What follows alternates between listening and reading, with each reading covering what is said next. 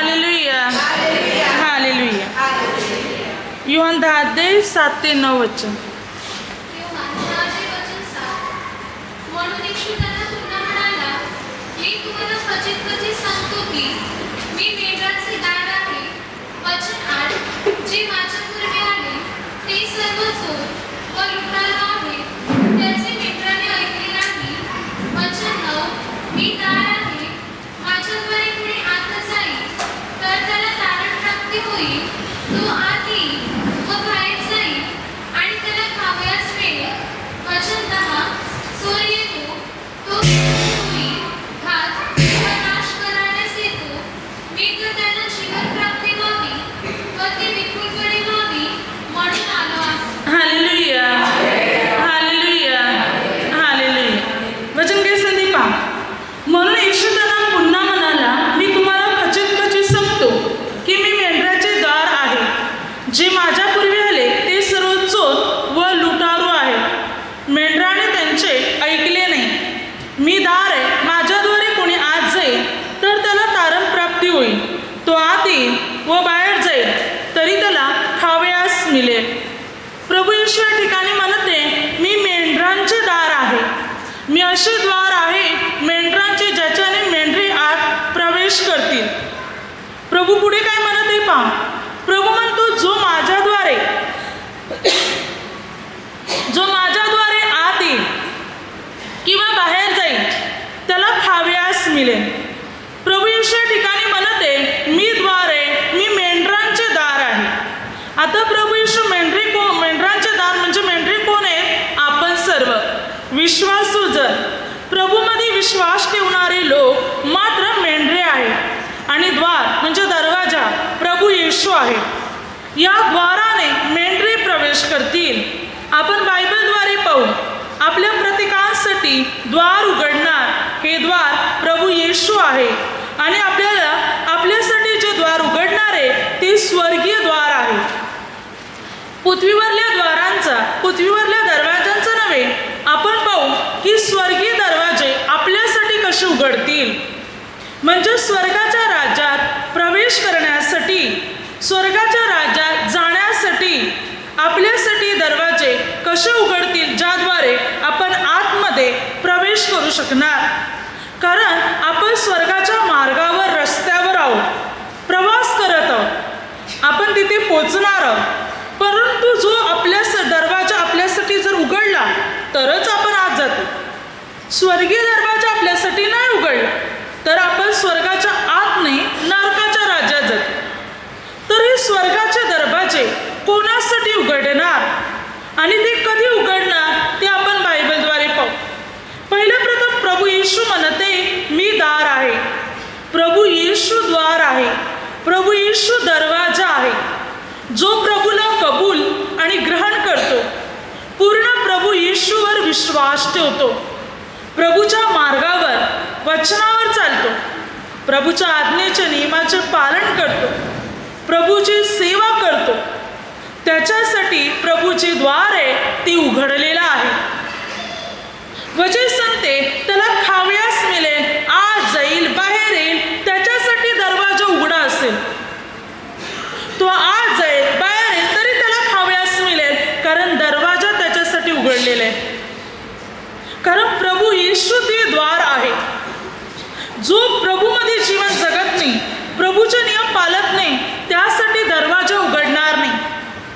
त्याला जे हवं ते कधी प्राप्त होणार नाही.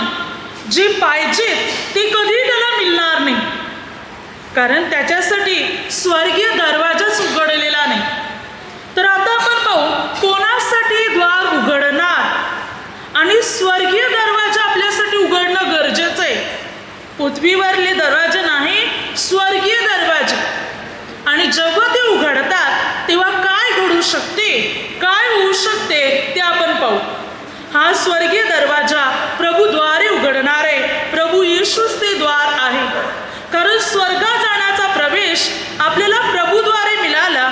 इब्रिलोकास पत्र 10 वचन संते 19 ते 20 वचनात. आपल्यासाठी सर्व रस्ते मार्ग बंद झाले होते, परंतु प्रभू येशूच्या देहाद्वारे, शरीराद्वारे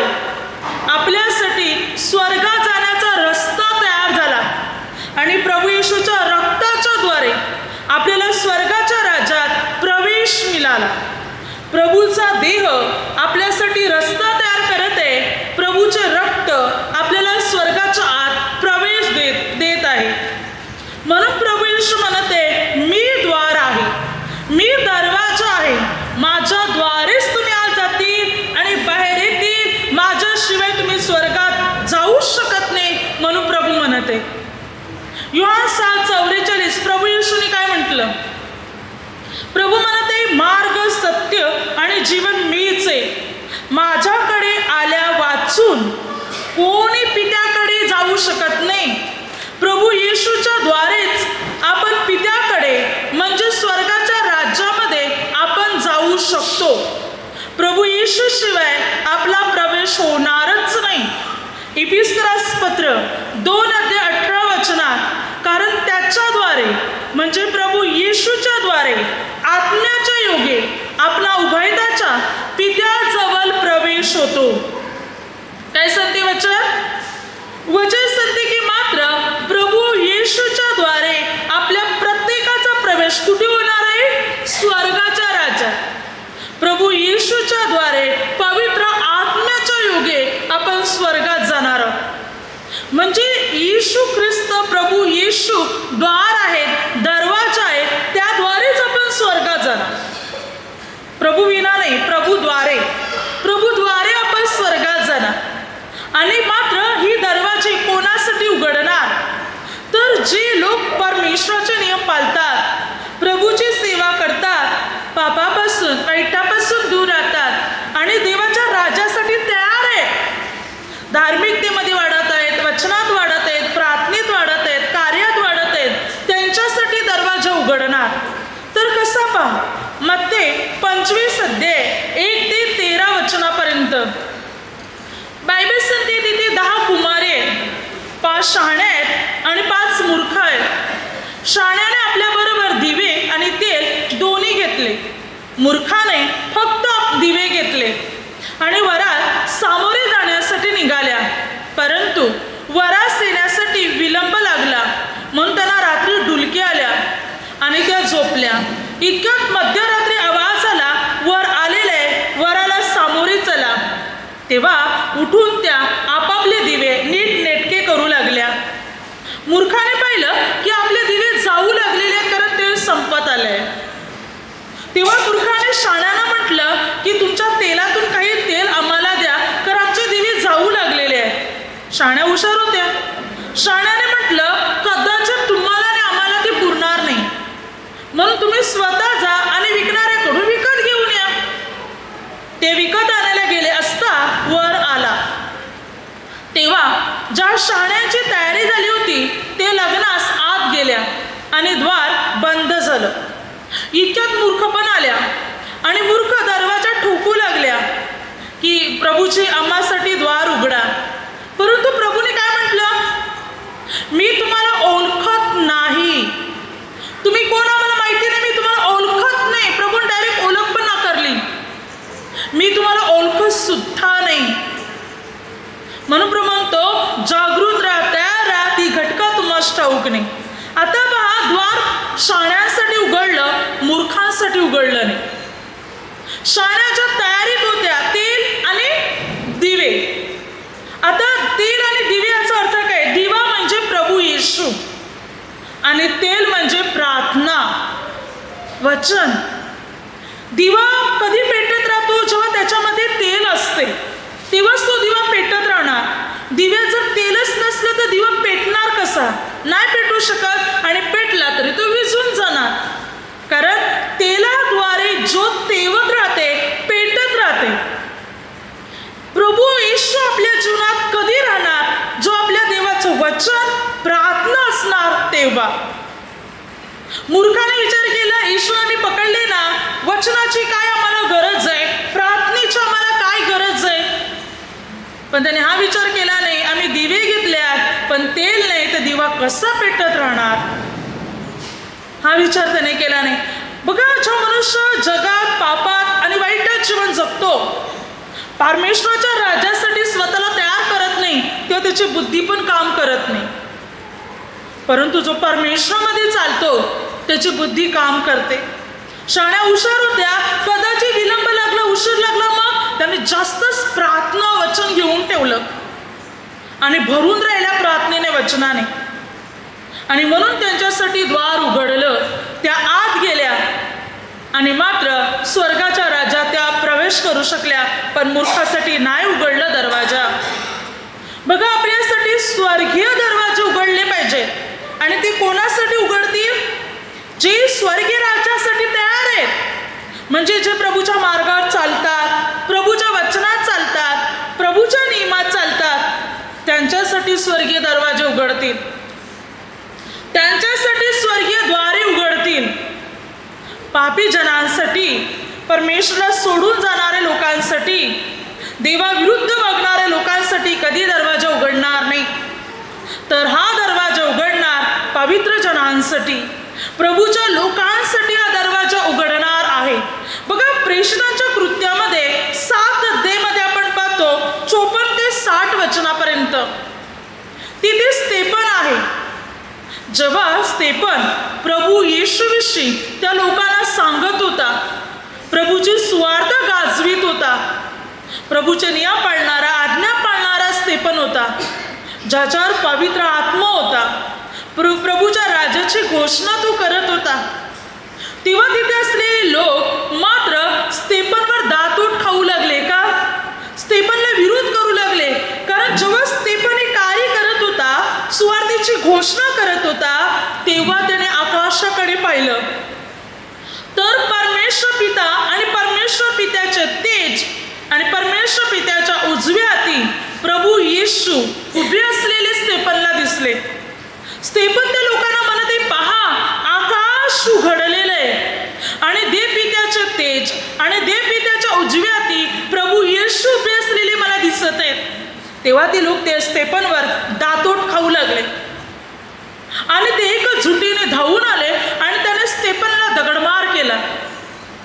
स्तेफन मरते समय प्रार्थना केली, प्रभू, या लोकांचे पाप यांच्या माती मोजू नको आणि माझ्या आत्म्याचा स्वीकार कर. बायबल सांगते स्तेफन झोपी गेला, अर्थात स्तेफनला मरणाचा अनुभव आला नाही, कारण तो स्वर्गाच्या राज्यात उठविला गेला. आता बघा, इथे महत्वाची गोष्ट काय आहे. स्तेफन कार्य करत होता, सुवार्तेची घोषणा करत होता आणि ही कार्य करत असताना आकाश उघडले आणि देवपित्याच्या उजव्या हाती प्रभू येशूचे तेज, पित्याचे तेज आणि प्रभू येशू दिसले उभे राहिलेले. मग आकाश उघडले म्हणजे स्वर्गीय दरवाजे उघडले स्तेफनसाठी.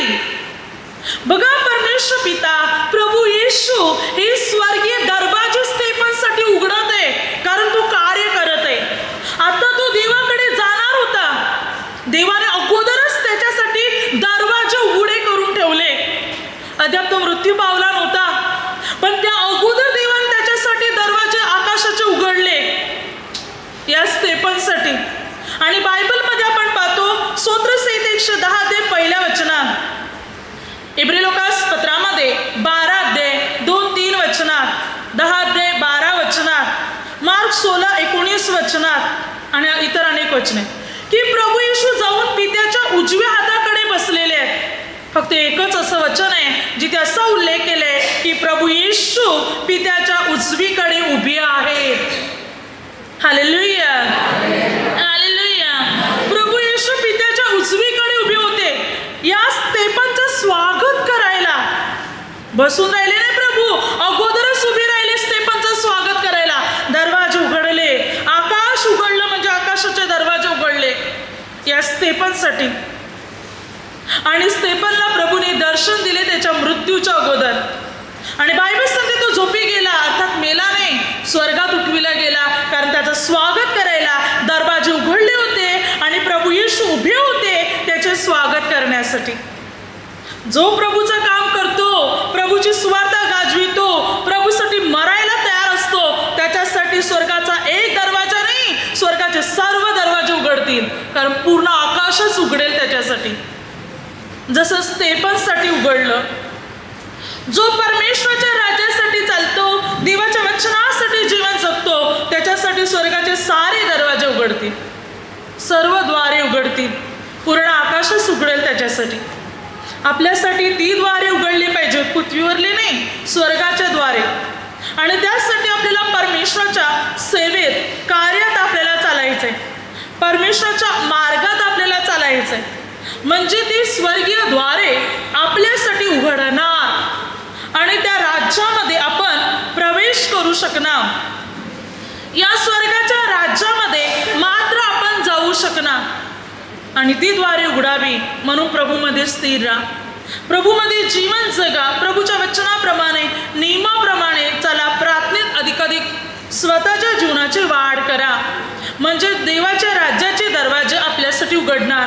कारण प्रकटीकरण या पुस्तकामध्ये 21 अध्याय बायबल सांगते या स्वर्गाला, स्वर्गाची नवी यरुशलेम आहे, तिला 12 दरवाजे आहेत आणि 12 दरवाजे 12 मोत्यांचे आहेत आणि 12 दरवाजावर याकोबाच्या 12 मुलांची नावे आहेत आणि 12 दरवाजाजवळ 12 देवदूत आहेत आणि 12 दरवाजाच्या चाव्या पेत्राच्या हातात आहेत. हे मत्ते 16 ते 18 ते 19 वचनात या स्वर्गाच्या राजाच्या किल्ल्या पेत्राच्या हातामध्ये. प्रभूने पेत्राला किल्ल्या दिलेल्या आहेत, या चाव्या देऊन ठेवलेल्या आहेत. बायबल काय सांगते बघा, 12 दरवाजे, 12 दरवाजानं याकोबाच्या 12 मुलांची नावे, 12 दरवाजावर 12 देवदूत आहेत, पण चाव्या पेत्राच्या हातात आहेत. अधोलोक आणि मरणाच्या किल्ल्या प्रकटीकरण 1:18 प्रभू येशूच्या हातात आहेत, पण स्वर्गाच्या किल्ल्या पेत्राच्या हातात आहे. पेत्रा तिथे उभा आहे, आतमध्ये कोणाला घ्यायचं आणि कोणाला नाही घ्यायचं ते. Hallelujah, hallelujah, hallelujah. तर आता दरवाजा कोणासाठी उघडणार? जे प्रभूच्या मार्गाने चालतात, प्रभूच्या नियमाने चालतात, प्रभूची सेवा करतात, प्रभूचं कार्य करतात, त्यांच्यासाठी हा दरवाजा उघडणार. देवदूत प्रत्येक दरवाजाजवळ देवदूत उभा आहे. आपल्यासाठी हा देवदूत कधी दरवाजा उघडेल किंवा पेत्र कधी उघडेल? जर आपण देवाच्या मार्गात चालणारे असतील तर आतमध्ये प्रवेश आहे, नाहीतर आतमध्ये प्रवेश नाही. आतमध्ये आपण जाऊ शकत नाही. आपण देवाच्या नियमात, आज्ञेत चालणार, त्याच्यासाठी प्रभू द्वार उघडून ठेवणार. प्रभू तर म्हणतो मी कोणासाठी अगोदरच दार उघडून ठेवणार. बघा, प्रभूमध्ये चालणारे लोकांसाठी प्रभू अगोदर दार उघडून ठेवणार. प्रकटीकरण या पुस्तकात 3 अध्याय 7 ते 8 प्रभू म्हणतो फिलिप्पिया येथील मंडळीच्या दूताला लिही, जो पवित्र व सत्य आहे, ज्याच्याजवळ दाविदाची किल्ली आहे, ज्याने उघडल्यावर कोणी बंद करणार नाही आणि ज्याने बंद केल्यावर कोणी उघडणार नाही, तो असे म्हणतो तुझी कृत्य मला ठाऊक आहे.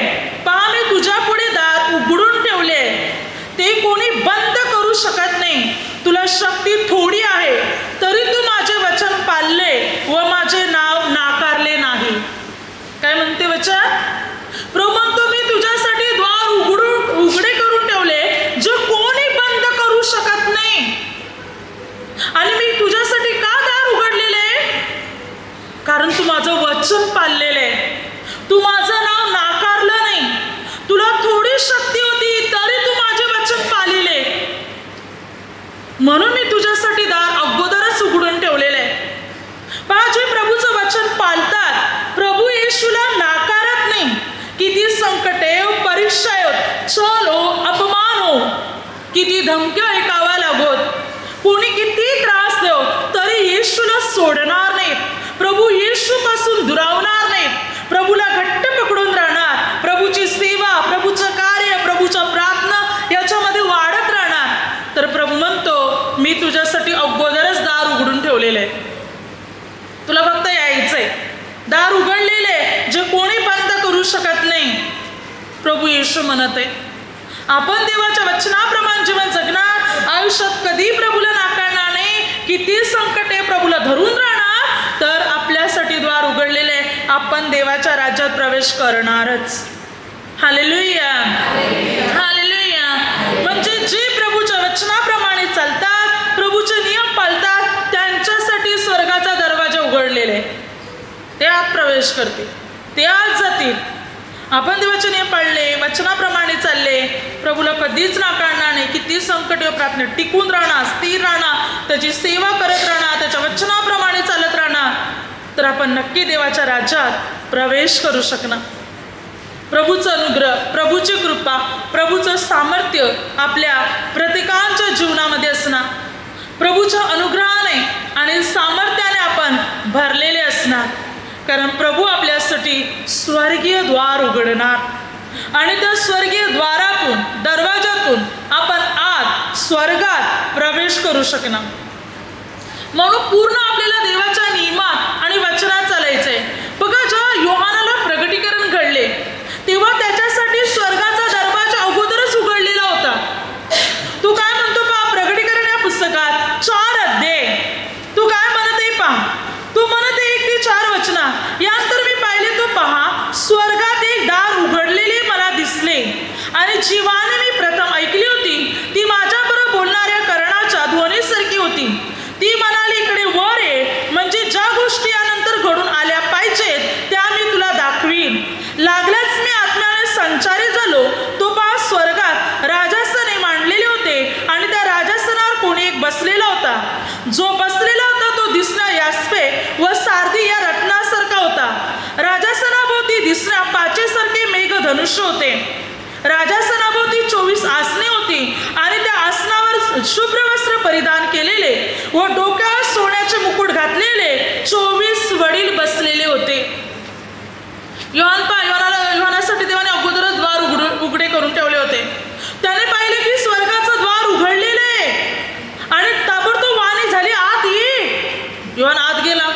आत जाऊन पाहतो तर काय, परमेश्वर पिता सिंहासनावर विराजमान आहे आणि परमेश्वर पित्याच्या दोन्ही बाजूला 24 आसने आहेत आणि 24 आसनावर वडील, प्रभूने निवडलेले वडील लोक त्याच्यावर बसलेले आहेत. हालेलुया. ज्या वेळेला स्वर्गाचा दरवाजा उघडला, योहान आत गेला. आत गेल्यानंतर त्याला पित्याचे दर्शन घडले. पित्याच्या सिंहासनाचे 24 वडिलांचे दर्शन घडले. योहानासाठी द्वार अगोदरच उघडलेलं होतं. ताबडतोब त्याला आतमध्ये बोलवलं आणि त्याने ते दर्शन पाहिलं. कारण योहान प्रभूची सेवा करत होता. जीजस होता प्रभू येशूसाठी, प्रभूचा शिष्य होता तो आणि प्रभूच्या मार्गात चालत होता. म्हणून प्रभूने प्रगटीकरण संपूर्ण 22 अध्याय जे प्रगटीकरणामध्ये जे पुढे घडणार आहे, काय होणार आहे, या सर्व गोष्टी त्याला दाखवल्या. पुढे घडणाऱ्या सर्व गोष्टी आणि त्याने या लिहून ठेवल्या, ज्या आपल्यासाठी हितकारक आहेत, ज्याच्याने आपल्याला ज्ञान मिळत आहे. जो प्रभूच्या मार्गात चालणार त्याच्यासाठी प्रभू द्वार उघडणार, त्याच्यासाठी स्वर्गीय दरवाजे उघडणार. बघा, आपण मल्लाखी 3 अध्याय 10 मध्ये पाहतो, 10 ते 12. त्याच्यामध्ये वचन कसं आहे पहा. जर प्रभू म्हणतो, तुम्ही दशमास 10वा हिस्सा माझ्या मंदिरात आणतील, अर्पणे 10वा हिस्सा तुम्ही माझ्या मंदिरात आणतील, तर मी काय करेन, मी तुमच्यासाठी आकाशाची म्हणजे स्वर्गाची द्वारे उघडेन आणि जागा शिल्लक राहणार नाही एवढा आशीर्वाद मी तुमच्यासाठी वर्षवीन. कोणी ना तुमची नासाडी करणार, ना कोणी तुमचं नुकसान करणार. तुमची भूमी पण मनोरम बनणार. मी तुम्हाला आशीर्वादित करणार. म्हणून प्रभू म्हणतो, कोणते दरवाजे मी तुमच्यासाठी उघडणार? आकाशाचे वरचे दरवाजे. तुम्ही माझे नियम पाळता, आज्ञा पाळता, अर्पणे माझ्या मंदिरात आणता, 10वा हिस्सा माझ्या मंदिरात आणता, मी पृथ्वीचे नाही स्वर्गाचे दरवाजे तुमच्यासाठी उघडेन. आकाशाची कपाटे, आकाशाचे द्वारे उघडेन मी तुमच्यासाठी. देवपिता स्वर्गाचे दरवाजे आपल्यासाठी उघडणार आणि तिथून तो आपल्याला आशीर्वाद पाठवणार इतका की आपण विचार करू शकणार नाही, जागा पण शिल्लक राहणार नाही, एवढा आशीर्वाद तो आपल्यासाठी पाठवणार. म्हणून देवाच्या मार्गात, देवाच्या वचनात आणि देवाच्या नियमात चालण्याचा प्रयत्न केला पाहिजे. आपण मत्ती 7 अध्याय 7 ते 11 वचनापर्यंत पाहतो. वचन काय सांगते तिकडे, मागा म्हणजे मिळेल, शोधा म्हणजे सापडेल, ठोका म्हणजे तुम्हासाठी उघडले जाईल. कारण जो मागतो त्याला मिळते, जो शोधतो त्याला सापडते आणि जो ठोकतो त्यासाठी उघडले जाते. आता प्रभू येशू इथे काय म्हणत आहे, मागा म्हणजे मिळेल, शोधा म्हणजे सापडेल आणि ठोका म्हणजे तुमच्यासाठी उघडेल. आता हे काय, कोणता दरवाजा आपल्याला ठोकायचा आहे आणि जो आपल्यासाठी उघडला जाणार आहे, तर तो दरवाजा आहे स्वर्गीय दरवाजा, जो ठोकायचा आहे आपल्याला.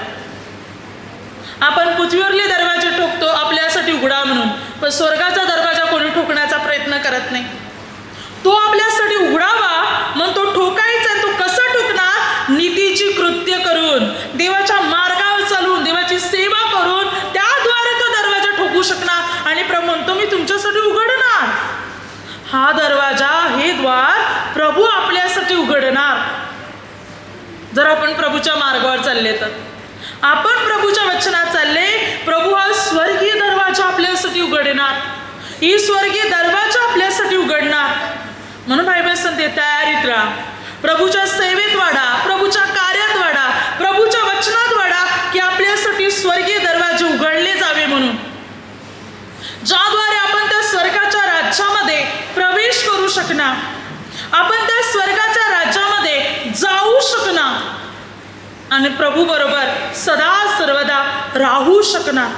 म्हणून ही स्वर्गीय दरवाजे आपल्या प्रत्येकासाठी उघडावी. म्हणून आपल्याला प्रार्थना करायचे, आपल्याला परमेश्वरामध्ये आपल्याला वाढायचे, प्रभूच्या सेवेत, प्रभूच्या कार्यात आपल्याला चालायचे, प्रभूच्या मार्गात चालायचे. म्हणजे प्रभू म्हणतो मी तुझ्यासाठी द्वार उघडून ठेवीन, जे कोणी बंद करू शकत नाही. आणि मग या द्वाराने आपण पित्याच्या राज्यात जाणार. तर हे द्वार प्रभू येशू आहे आणि प्रभूद्वारे आपण पित्याकडे जाऊ शकणार. Hallelujah, hallelujah, hallelujah. आता माझ्या शब्दाद्वारे जे काही चुकलं असेल त्याबद्दल मला क्षमा असावी. हालेलुया.